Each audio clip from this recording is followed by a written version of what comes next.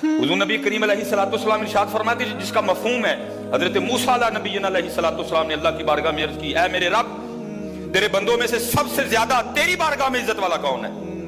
दुख की बात तो ये है ना जी, उधर इज्जत चाहिए ही नहीं अब किसी को। हम तो इन झूठी और आरज़ी इज्जतों के मुतलाशी हैं, हम तो इसके तालिब हो गए हैं।